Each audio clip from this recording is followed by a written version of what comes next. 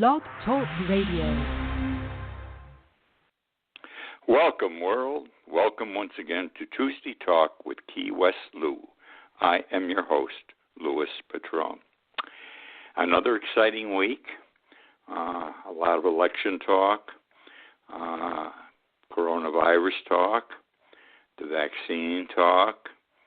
Overall, an interesting week. I wouldn't say calm, but I wouldn't say bad.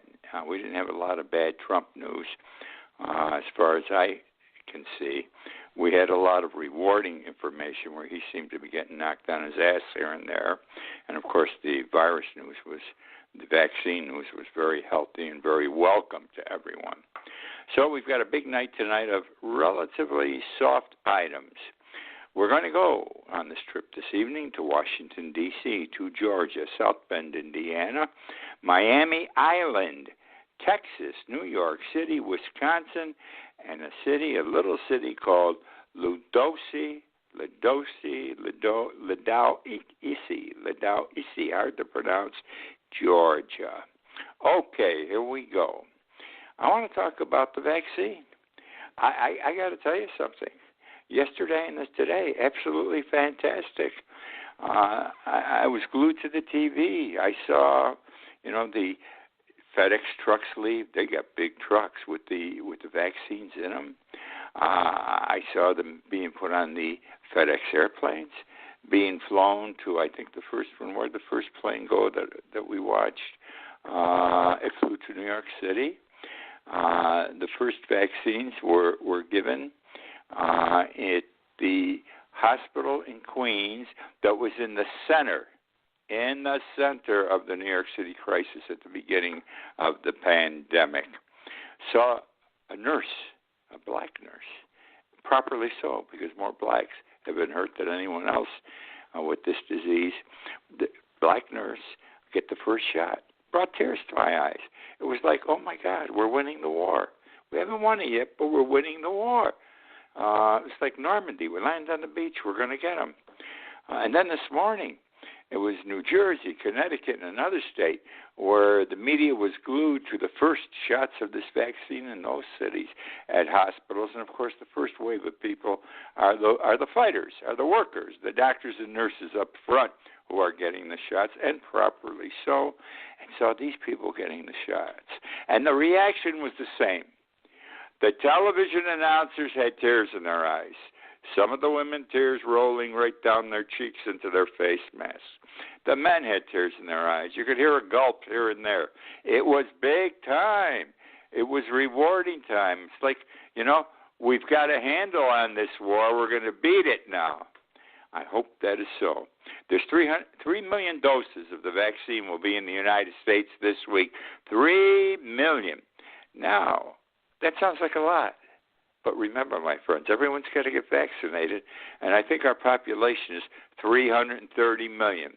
But they assume by the end of the spring, we'll have everybody who has received their shots in this country. God bless us all. God bless America. God bless the companies, Pharma or Dinga or whatever, that were able to put this vaccine together. You got to believe in science. After this, you've got to believe in science. I equate the vaccine, the discovery of the vaccine, man landing on the moon. Armstrong, man landing on the moon. I mean, that back in the 1960s, you don't know how moving that was. We put a man on the moon. Wild. And it was the same thing. There were tears in people's eyes. It was just a big deal. And this is a very, very big deal. Now we're going to move on. Joe Biden is now legally, properly, officially the President of the United States. Yesterday, each state voted according to the official numbers and elected pursuant to the Electoral College, Joseph Biden as president, Kamala Harris as vice president. What's next? Well, what's next is January 20th.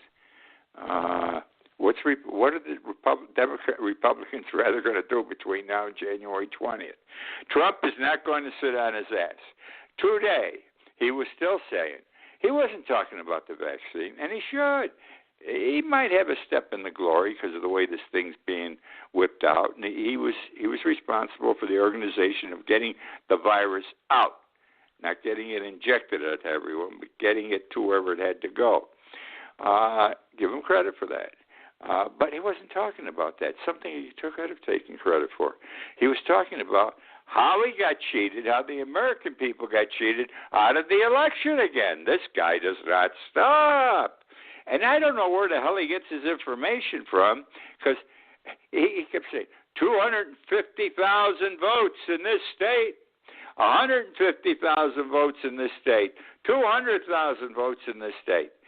Do you know, he audited just about all over the place. They didn't find any problems with our election system, whether it was direct, personal, or by mail-in ballot. But he insists and he keeps it up. I think we're going to get one last die-hard shot on January 20th, because either that day or the day before, I think it's January 20th, we're all learning things, by the way. I didn't know any of these things, and I'm a lawyer. We're learning all about this stuff now. The House of Representatives has to vote somehow. And if they can screw up that vote, the Republicans, they could perhaps stop Biden from becoming president. I don't see how it can be done. Once yesterday took place and the Electoral College acted as it was supposed to, it's the end of the ball game. Even Putin sent a note yesterday to Biden saying, "Congratulations, Mr. President." And I want you to know, by the way, Putin was one of the last world leaders, to send a congratulatory letter to Biden. Okay, while I'm on this, I wasn't going to get into this, but we heard today that Putin's been at it again. He's cybersecurity. He's into our computers, big time.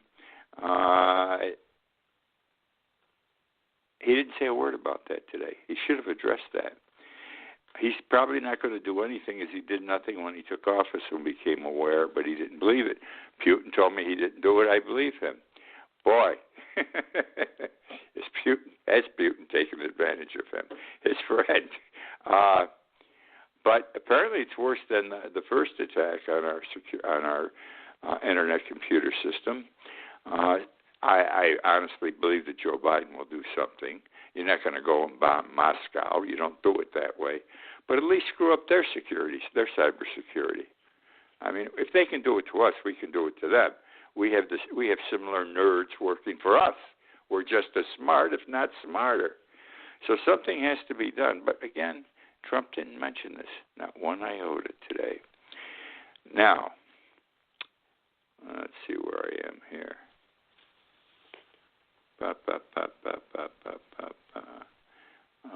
Oh. Why does Trump, I almost forgot this. I deviated from my notes. That's why when I talked about the cybersecurity thing. Why is Trump raising hell about this election yet? It is believed by many that he's doing this for money. Trump started a PAC in his name to raise money to help him, defeat the ballots that had been cast, get the whole thing changed to make him president. He's got all these lawsuits, and ended up he had 60, remember? He won 1 out of 60, God bless him. But he needed money to fight the legal battles, to get the ballots changed, to prove the fraud in the United States. And this was going to cost a lot of money. Well, it turns out the type of PAC he has, and I'm not an expert on these things, is not for that. None of the money is going for that purpose. And what he's done is proper. He's got a PAC set up where he can take some of the money as personal funds and spend them as he sees fit. He can can pay his bills, personal bills, maybe buy a suit, I don't know. But he can pay his personal bills with this money, and there's no problem. 50% of the money goes to Donald Trump personally. 40% goes to the Republican Party. I don't know where the other 10% goes, maybe for overhead. But the people, now this is the shame of it all. Already, this gimmick's been going on for about 3 weeks. He has raised in excess of $4 million. $4 million into this PAC that he has the personal right to, and you know he's going to take it out and spend it, to himself that money. Already he's got over $2 million. And all he did was run this PAC, ask for money PAC-wise. And he's getting most of this because the cry is, please send me, and he sends out letters. And he's got a lot of followers. We know this. $35 contribution. He built $4 million on $35 contributions. All right. Now, Washington, D.C., Saturday night, during the day Saturday night, we had the MAGA rally, Make America Great Again rally in Washington, D.C. I want to tell you something. I was impressed with the Trump supporters that were there. The aerial shots in front of the Capitol for a very, very long distance, you can see right down to the Washington Monument, were pretty, I'd say they were about 75% filled with people. That's impressive, very impressive. There is no actual count. All the police could say was in the thousands. It was in the thousands. Amazing, absolutely amazing. Well, everything, the talks, first, let me say it started this way. Everything went well till the talks were over. Then as the crowds were dispersing, and there's two sets of crowds. There are in this group they're called protesters. The Trump people, the bad people, are called the protesters. They were Proud Boys, a white supremacist group, ultra-radical right. Trump's people, unquestionably, they were in their battle garb carrying guns. They were on one side, and the counter-protesters were the good people. The blacks, the whites, the religious groups were on their side. And they were okay. They were yelling at each other, but no actual physical stuff. Until the thing was over. Then all of a sudden there's a fight. Nobody knows how it got started. And it was pretty bad. I think 28, 29 people were arrested. 9 were knifed. 9. 4 seriously, still in intensive care. And something like 17 were injured, taken to the hospital, but released. So it was quite a show. Now, it's what was said during the rally. Understand, Make America Great people again. Trump's people had the microphone, were doing the talking. And people were yelling things out during the rally, supporting the speakers. All right, now I'm just going to share with you. I'm not going to go into this thing, big deal. I've already gone into it, big deal, the important stuff to know. But I want you to know what they were shouting and what they were saying. And you're not going to believe what I'm going to tell you, okay? First of all, they believe that the election was a disaster. Trump got screwed. The Democrats cheated the Republicans. That's why Biden's president. And they said there's only one way to correct this situation, and that's war and secession. War and secession. Sounds like the 1850s in this country. Civil War was what, 1860, 1861 in the 1850s. Our country was as screwed up as it is today. Every state was fighting over whether it was going to be a slave state, so you had to come into the Union as a slave state or a free state, and they would fight over that because the group that supported the blacks, the free state people, wanted to control, and so did the anti-black people. It was votes, because once black people were made citizens, they would have a vote. And you've got to control their voting, otherwise they're going to control the states and take the power away from the white people. Same problem going on today. Why do you think they're suppressing? Trump was trying to suppress the votes in certain states. He tried to suppress them in those states and in those areas where the black vote was huge. It's the same battle. We're still fighting it. It's amazing, absolutely amazing. So they said, war and secession's the only way to solve this thing. They argued for a, and I quote, total meltdown. They wanted to know, quote, where is the military? This is a coup. And we know this was a coup. This is a coup that Trump's been pursuing here. He wants a takeover of the United States government. He sought a takeover of our government. It's sedition. He's that close to the line that he could be arrested. He won't be, but he's that close to the line where it would be treason. And he would call it that way if it were Democrats saying this kind of talk. Now, also, they want to destroy. They were screaming out, and they were arguing from the platform. Destroy the GOP. That's a quote. Destroy the GOP. They also said, and I quote, burn the Republican Party to the fucking ground. Excuse my language. Burn the Republican Party to the fucking ground. Why? Okay, because they were upset. They were upset that they lost Georgia. They're upset that they had this election coming up January 6th to elect two people to the United States Senate. And you've got a Republican governor and a Republican Secretary of State in Georgia. How can this be? So they want to get rid of. They want to kill the governor in Georgia. These guys are wild on this side, and they were saying destroy the GOP for that reason. Some other things were, I told you, destroy the GOP, and they were also booing the Georgia candidates, Loeffler and Perdue, the Republican candidates, President of the United States Senators, running for re-election in a runoff, okay? Now, but they didn't say boo. They didn't boo Loeffler and Perdue, the two Republican candidates. They said they booed the rhinos, R-I-N-O-S, the rhinos, Loeffler and Perdue. Now, I didn't know what rhinos meant. I had to look it up. And quite frankly, it means Republicans in name only. Republicans in name only. And that's not a new term. It's one apparently that the conservative, not the radicals, the conservatives, period, over the last 20 years have been using when they thought a Republican was not a good conservative. So he wasn't a good Republican. Now it's anybody against Donald Trump. And this one goes with war and secession. They also were shouting, and I quote, the South must rise again. I don't know whether to cry or laugh. The South must rise again. They want a civil war. And they may get one. This is what's going to happen here. The two sides can be driven here. I believe Biden can handle the thing. It's going to be a wild ride the next 4 years, however. Now, this is a very important issue I'm going to address now.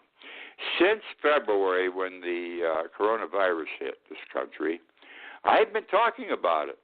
In the last month, I've written 2 articles on this, part of my blog, and I think I dedicated a whole blog to it one morning. And what am I talking? I'm talking about starvation in our country. Yes, my friends, we do have starvation. Nobody wants to listen. Nobody wants to. If you're eating, you don't understand how people can't be eating.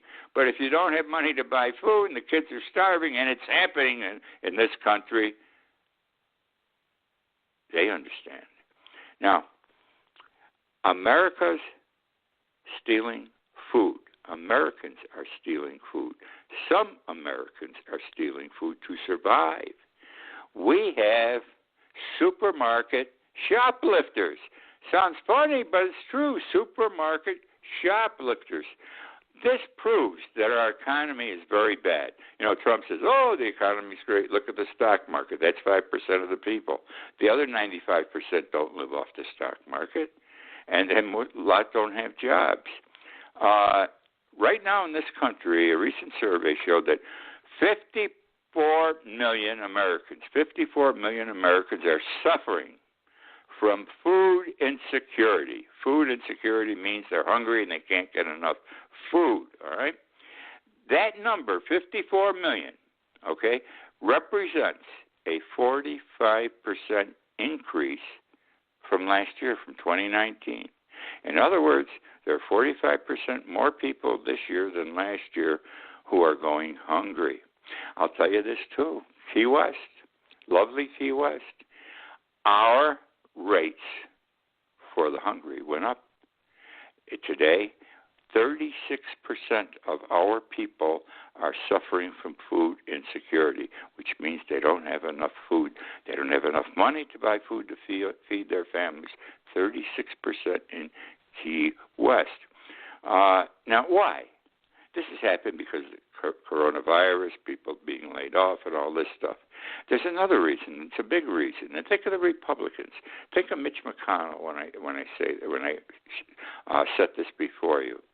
There are food programs, major food programs, 2 federal food programs that provide money to the food banks and to provide food for the poor, for people who cannot afford. And that number's gotten big since February in this country because so many people are out of work, they don't have the money. Forget mortgage and the rent. They can't put food on the table to feed themselves and their children. All right? And those 2 federal programs, one runs out December 31st, 2 weeks from now. One ran out this week. And I don't even know if it's part of this little new stimulus bill they're pumping now that's gotten down to around $700 billion right now if they pass it. If that's even in there, our government, our Congress, they go home Friday. The Republican Senate goes home this Friday for the holidays, okay? They're going to eat. I fear a lot of people are not going to eat, even if they provide this money. They're going to have to get those checks out so fast so people can go to the store and buy food, all right? Very simple. We are in a terrible situation. Now, we have fewer jobs. We have an increase in the price of food. Big demand is the law of supply and demand. When you got a big demand for something, the price goes up. It's always been the way of the world. I can't blame the stores, though, because they're not selling as much. So to keep business going, they've had to increase their prices, and they're getting away with it because people have to eat, though I can understand why they're doing it. Now you have the school situation. Most schools in this country, public schools, feed the students breakfast and lunch. They know they can't get the breakfast and lunch. Bring the lunch to school nor get the breakfast at home because their parents don't have the money to feed them. So the schools have been doing, with taxpayer dollars, providing free breakfast and free lunch to these kids. Then they were home for dinner, and it was sometimes they ate, sometimes they didn't. Sometimes they ate a lot, sometimes they ate very little. But really, 3 meals a day at home is a gone thing. All right. It's that's the story on food insecurity. We shouldn't be in this position. Look at the lines on TV at the food banks, and the people running the food banks saying, we're running out of food. By this date, we're not going to have any more. And one thing I found significant in watching those lines is many of the people who are driving up and waiting 3-4 hours to get some food, they're driving relatively new cars. They're sharp. And I'm not condemning these people because last year when they were working and the year before, they could afford the payments on a car. But now they can't. And yet they drive up in these beautiful cars. I need food. And they're given the food, and they should be. But this is the way this whole thing has worked out. Tonight, I know a lot of people who are eating, and they are eating in Washington, D.C. Secretary of State Pompeo is throwing his Christmas party at, I guess, the State Building or some other building in Washington. 900 people invited. Pompeo is throwing his Christmas bash. 900 people invited. Trump has had a Christmas party almost every night in the White House, different groups. Now, let me say this. Guaranteed. Guaranteed. There won't be any mask wearing or social distancing at a party for 900 people. All right? It's going to be black tie, too. Big deal. They're going to eat these people because I got to believe the hors d'oeuvres and the other food are going to be absolutely outstanding, as well as the alcohol. All right? Now, I'd like to know, this bothers me, and I've written about this and I've talked about it before. Who pays for these parties? Who pays for Donald's parties? Who's paying for Pompeo's party tonight? Trump has the money to pay for his own parties, though he doesn't. And he's going to get in trouble for someday for writing all this stuff off, using taxpayer dollars and not claiming it as income, etc. At least Trump has the money to pay if he should be made to. Pompeo doesn't have the kind of money required to throw a party for 900 people. He doesn't have that many nickels in his pocket. So you can bet your sweet butts that you and I, the taxpayers of America, are paying for the party for 900 people that Pompeo is throwing tonight. It's his last hurrah, just like these parties are Trump's last hurrah. This is Pompeo's last hurrah tonight with this party. Georgia in the Senate race. This is a big deal. Let me tell you, my friends, vote Democratic. I don't care you're Republicans. Everybody can deviate once in a while from what they've been doing their whole lives. This country needs 2 Democratic senators elected in Georgia, or it's going to be a tough road for Biden. Biden can't get anything done unless the Democrats control the House and the Senate. They got the presidency, they control the House, they need the Senate. He has the Senate, things are going to run basically smooth. He doesn't have the Senate. Excuse what I'm going to say, it's going to be a pissing match to get everything done. All right? Now, early voting started yesterday in Georgia. 1.2 million people also have asked for absentee ballots, and 200,000 have already been returned. I don't have any numbers, though, on the early in-person voting that's taken place. The Secretary of State, who's a Republican, by the way, said, and I quote, "It looks like we're going to have a high-interest election." We're going to have a high-interest election. If you looked at television last night and this morning, you saw long lines waiting 1 to 2 hours of people waiting to get in to vote. Amazing, isn't it? And what does that mean? That means a big turnout, all right? And I can't tell you whether most of those people were black and white. I didn't pay any attention to that. But if they come and they stand that long, they've got an axe to grind, and properly so. Now, something interesting also. The Secretary of State said people have to understand this is a runoff. Because in Georgia, when you run for an office, you got to get 50% plus one more vote in order to be elected. If you have 50% or less, you're in a runoff with the next highest vote-getting candidate. That's why we have these runoffs for the 2 seats. Now, let's assume neither one gets the 50%. Let's assume someone thinks they got screwed and they want a recount.